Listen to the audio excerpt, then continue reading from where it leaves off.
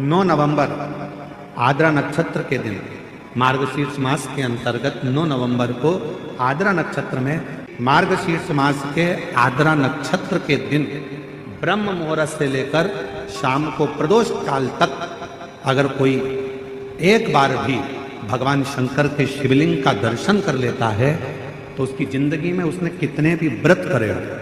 उपास करे, उन व्रतों में, उन उपासों में अगर कोई त्रुटि रह गई, कोई गलती हो गई, कोई यज्ञ करा, अनुष्ठान करा, साधना करी, तप करा, व्रत करा, दान करा, पुण्य करा, सत्कर्म करा, उसमें अगर कोई त्रुटि रह जाती है, कोई कमी रह जाती है, कुछ छूट गया होता है, तो केवल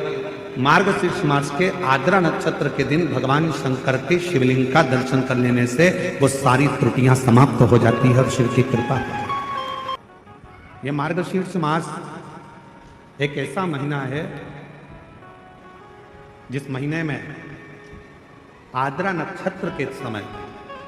शिव महापुराण की कथा कहती है कि आद्रा नक्षत्र में ब्रह्मा और भगवान विष्णु दोनों ने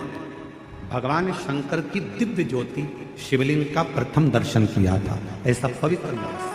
मार्गशीर्ष मास।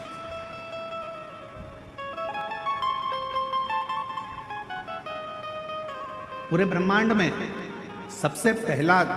शिवलिंग का दर्शन अगर किसी ने करा तो भगवान ब्रह्मा और भगवान विष्णु। और इसी मार्गशीर्ष मास में, जिस महीने में आप कथा सुन रहे हैं, इसी मार्गशीर्ष मास के आद्रा नक्षत्र में हम निवेदन करेंगे सभी सनातनियों से, सभी शिव भक्तों से, चाहे आप राम जी की आराधना करते हो, चाहे आप भगवान ब्रह्मा की आराधना करते हो, चाहे आप कृष्ण की आराधना करते हो, चाहे आप किसी भी देवी देवता की आराधना करते हो, पर 9 नवंबर आद्रा नक्षत्र के दिन, मार्गशीर्ष मास के अंतर्गत 9 नवंबर को आद्रा नक्षत्र में शंकर जी के मंदिर में जाकर दर्शन एक बार अवश्य करो और भगवान शिव की कथा का विस्तार अवश्य करो।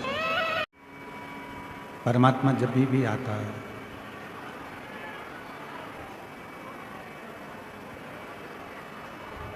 ईश्वर जब भी आता है, परमात्मा जब भी आता है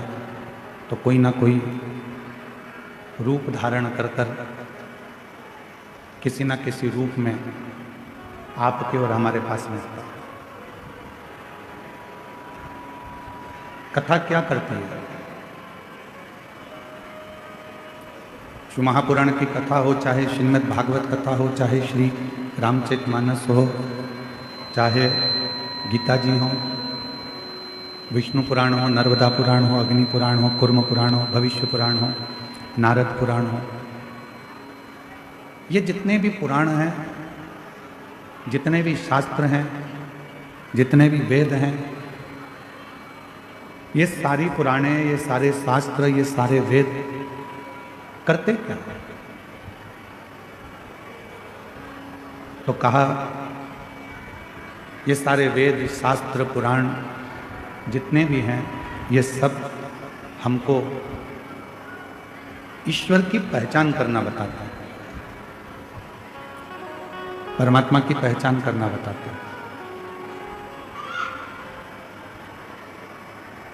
कि ईश्वर का स्वरूप क्या है। पीछे आवाज नहीं आ रही है, जाके 1-2 लोग तो खड़े हो जाओ। पंडाल में आवाज नहीं है, बक्से नहीं चल रहे हैं। शिव पुराण, वेद, शास्त्र,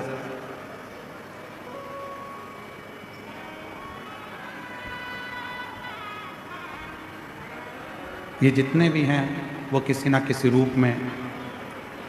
हमको ईश्वर की पहचान करना बताते हैं कि ईश्वर का स्वरूप क्या है और हम ईश्वर को जाने कैसे, हम उस परमात्मा को पहचाने कैसे।